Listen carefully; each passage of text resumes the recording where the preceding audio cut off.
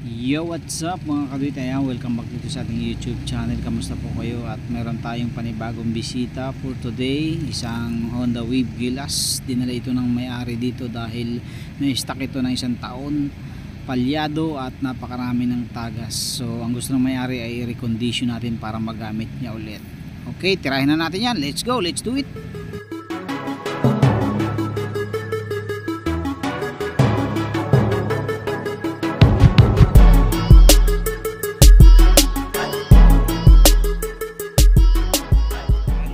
Buksan na natin. Undisputed king of mobile photography. Grabe ang mga dumi. We are putting it up against another Ultra.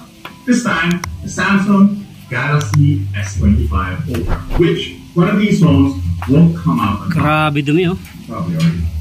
Now, before we dive into the whole photo and video, yung mga let's talk about why the Huawei Pura 80 Ultra is such a big deal. Now, this phone has the world's first. So napabayaan na talaga ito ng may-ari. Napakadumi. What that means is that it physically flips between a 3.7x optical zoom lens and an.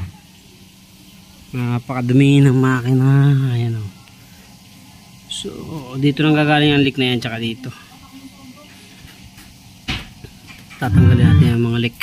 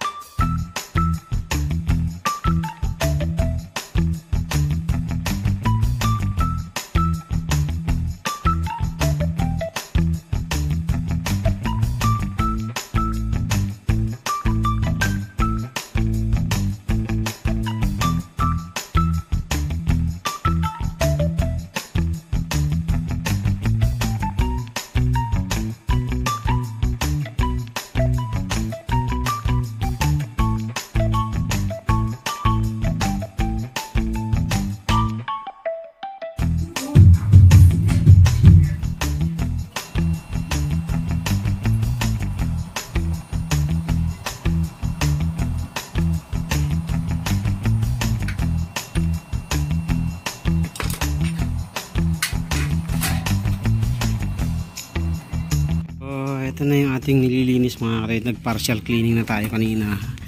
Inano natin, in-steel brush natin. Tapos ngayon, i-degreaser naman natin para mawala ang dumi. Yan, degreaser natin yan. Yan, nalinisan na natin yung mga ibang parts. Ayan. Linisan muna natin to, tapos mamaya na yung carb. Ayan, medyo luminis-linis na pati yung ilalim. Ayan, in-steel brush natin kasi sobrang kapal talaga. Ayan, makapal pa rin yan. So, ito na mga kadawit, after ng mahabang proseso, ito na natapos nating linisan. Dalawang bote ng degreaser ang inubos natin, kaso talaga yung mga matitigas hindi pa rin natanggal. Titingnan ko kung meron pa akong tira na top. Pero yung makina, yan, all goods na. Yan, linis. Hanggang ilalim yan. Kinutkot ko talaga yan hanggang doon sa pinakasulok na sulok at sa ibabaw. So talagang may mga portion lang talaga na sobrang tigas na. Hindi na kaya ng degreaser lang. Yan, katulad ng mga ganyan, yung mga singit-singit na yan, hindi na talaga kaya. So pero okay naman na, nawala na yung mga tagas. Ang gagawin naman natin ay magpapalit tayo ng mga o-ring. So dito, ayan, malinis na rin hanggang sa sulok, hanggang doon sa sulok dyan. Ayan, linis yan. Ito hanggang sa ilalim. Yan, linis yan mga kaduit. So magpapalit lang tayo ng mga o-ring, tapos titestingin natin kung kamusta yung magiging andar nya. Kasi kahapon nung dinala dito yung palyado. So bago pala yun, lilinis pala muna ako ng carbs. Ito, linisan muna natin to para pag tanggal natin ng mga cover, palit ng o-ring, diretso na si salpak to, titestingin natin. Okay, cleaning muna tayo ng carb. Linis na rin pala tayo ng airbox. Ayan, nilinisan na rin natin. Hindi ko palang binaklas kasi wala pa akong pamalit na filter. So, bibili pa ako. Naubusan na pala ako ng filter nito. So, ito, nalinisan na natin. Carb naman ang lilinisan natin. Oh, daming dumi oh. Tubig. Naglilinis na tayo mga katuwid ng carb. At pagbukas natin, ay ito ang tumambad sa atin oh. Hindi na gasolina. Lumot na. Ayan, oh no. Grabe, na-stock daw ito ng almost 1 year yata.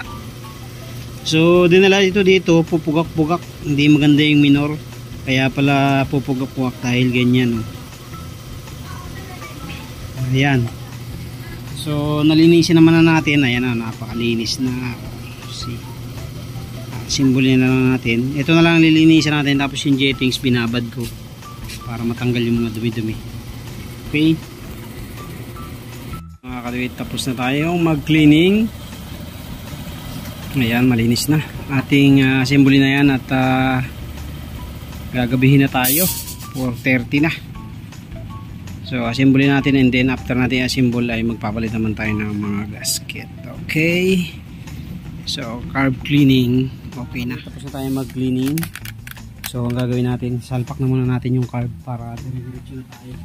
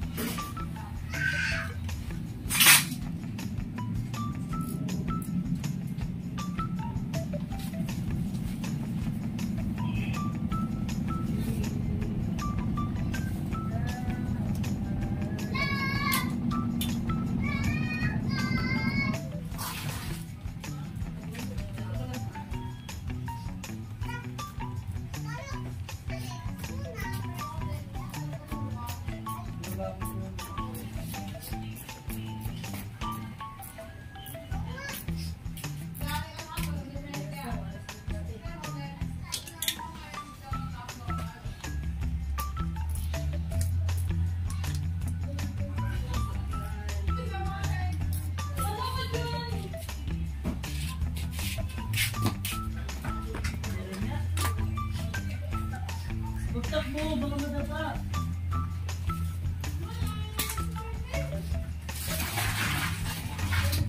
Takwa.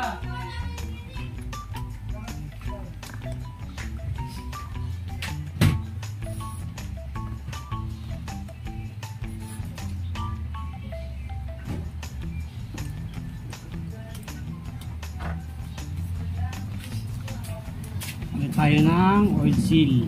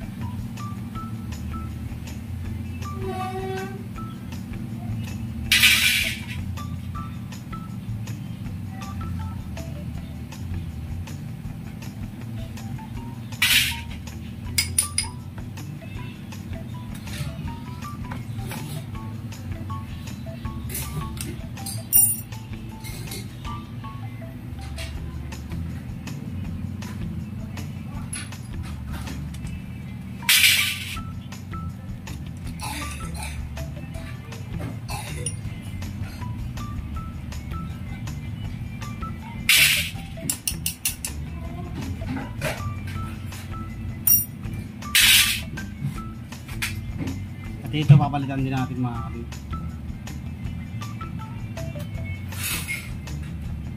Kaya pala labas ang ano, ang langis. Sobrang luwag na pala dito mga kapatid. Ayan, kaya sumusuka ng langis.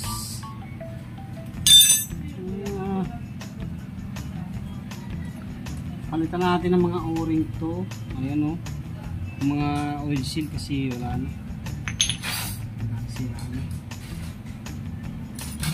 So cleaning muna tayo and then palitan natin. And then lang mga kalid at naka-open damay na rin natin yung tune-up.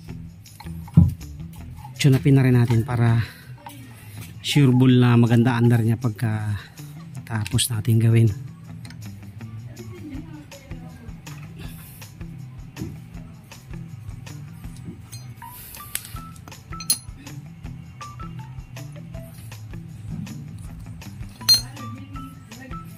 So, tune up tayo. Timing natin.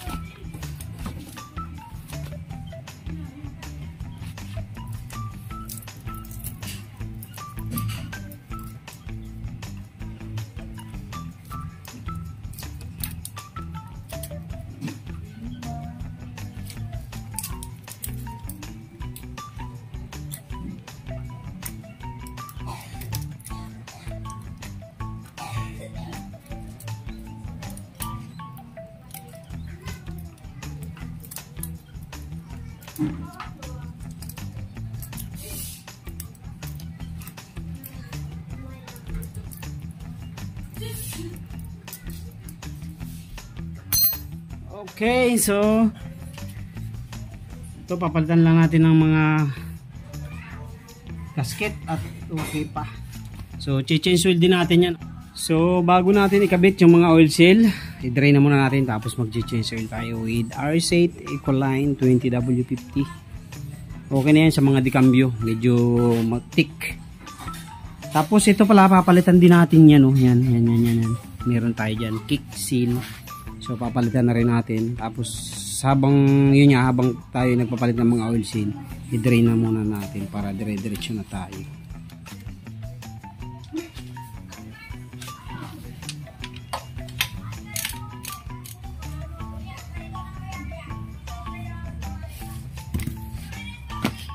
Nakapag-change oil na tayo, Ayan.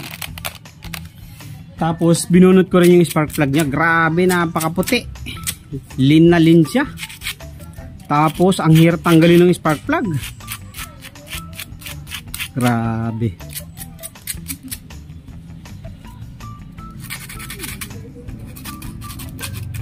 So balik lang muna natin to, tapos pag hindi maganda palitan na lang natin. Ayan, linis natin para maganda yung combustion niya.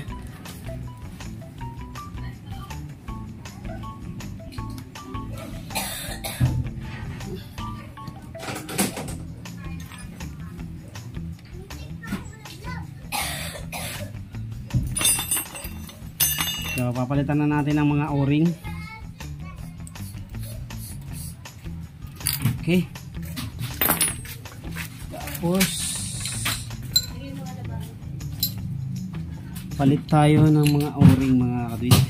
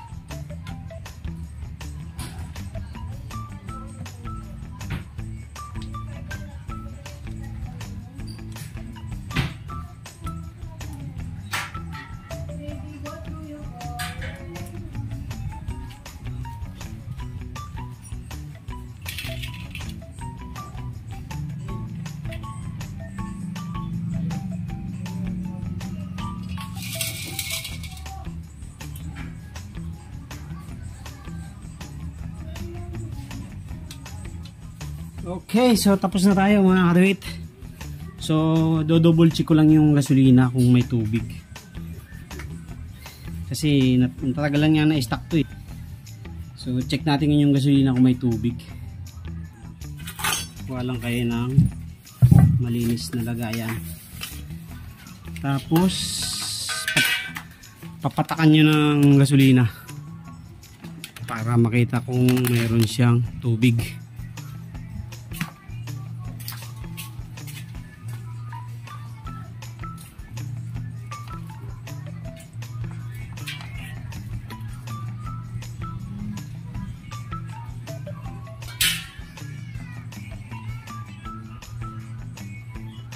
Confirm, maraming ang tubig mga kadwit.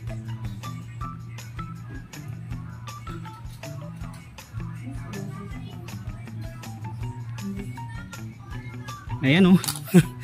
Puro tubig oh. Wow. Hindi pwede to. Hindi ubra. Napakaraming tubig. Alay, drain. Ayan oh.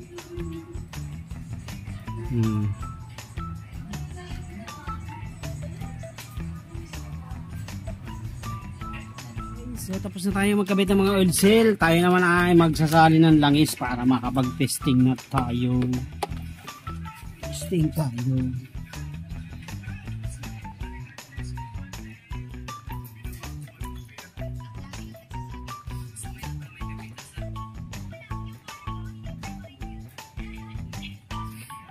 So, silipin na lang natin dito kung magkakatagas kasi base sa observation natin last time, may leak dito. So, bibilan na lang natin ng oil seal kung sakaling tatagas ulit. Kaya lang pala siya sobrang laki ng leak, sobrang daming tagas kasi yung cover dito, ito, ay hindi higpit. Yan cover dito sa kabila. Hindi siya nahigpitan. Kaya napakadami ng tagas. So ngayon hindi ko pa rin pala nahigpitan. Buti na alala ko.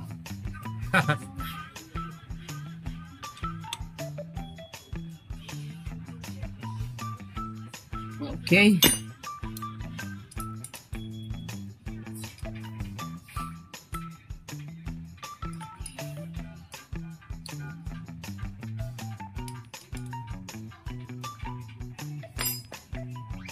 Subukan na natin yan kung ano na, kung okay ba ang linis natin. Naabot na tayo ng hapon sa pag-cleaning. So yung kick pala hindi pa natin kabit na rin natin yung kick.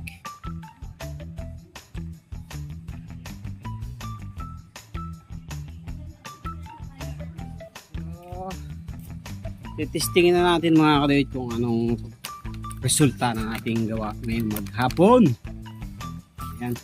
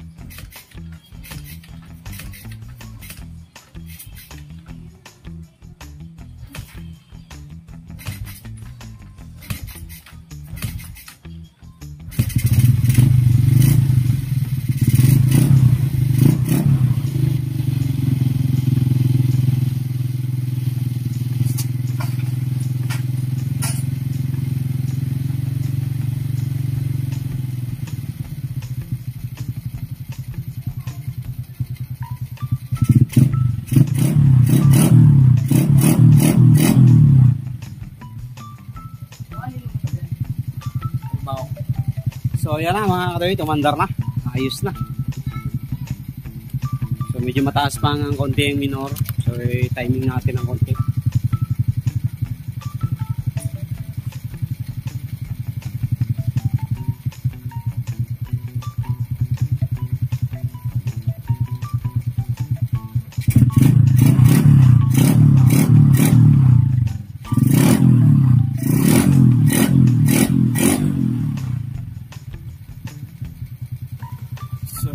humandar na. Ang kulang na lang natin dyan mga katuwid ay oil seal dun sa kick. Kasi parang may taga siya dun eh. And then oil filter. Oil filter. Air filter. Kasi yung air filter niya hindi natin nabuksan. So papalitan pa natin ng filter yon, tapos oil seal na lang. Okay na yun.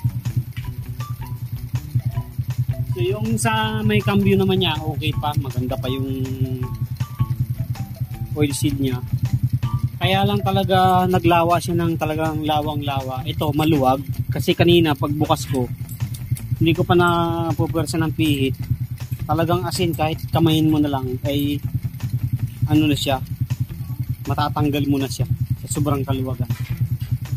So yung timing niya sa tapit niya, yung tune up natin, so mahigpit naman yung mahigpit pa ng konti yung 8, tapos yung size ay katamtaman lang. Kaya ang settings niyan almost 8 size.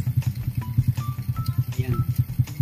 So okay na yung ganong set. Kung gusto niyo yung medyo mataas pa, gawin niyo yung G's.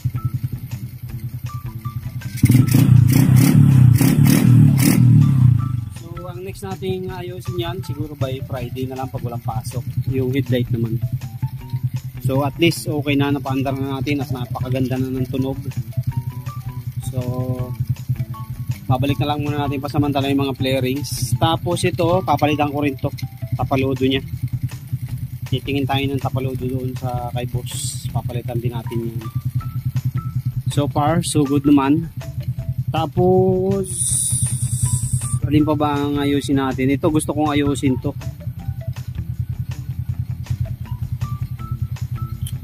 Kasi nakatapat sa susi yan, nahihirapan daw siya magsusi. So iniisip ko lagyan ng bracket.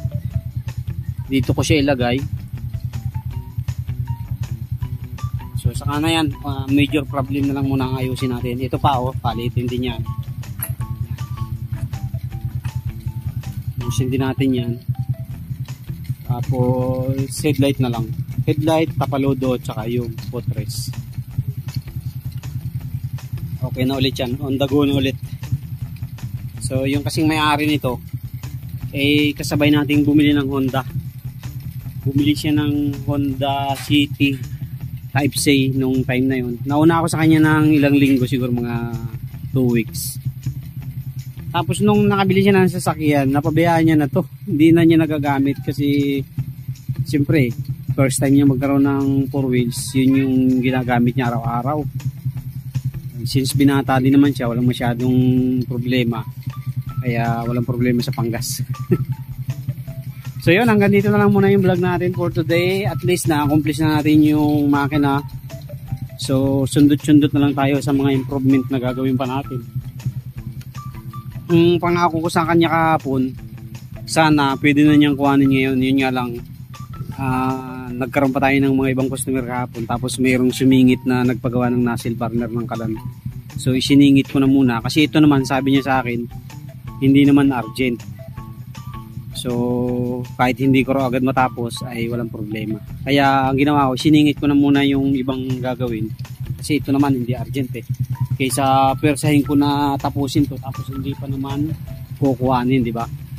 So yun, hanggang dito na lang muna at gabi na. Tapos na tayo dyan. Ayos na ulit, ganda na ng kondisyon.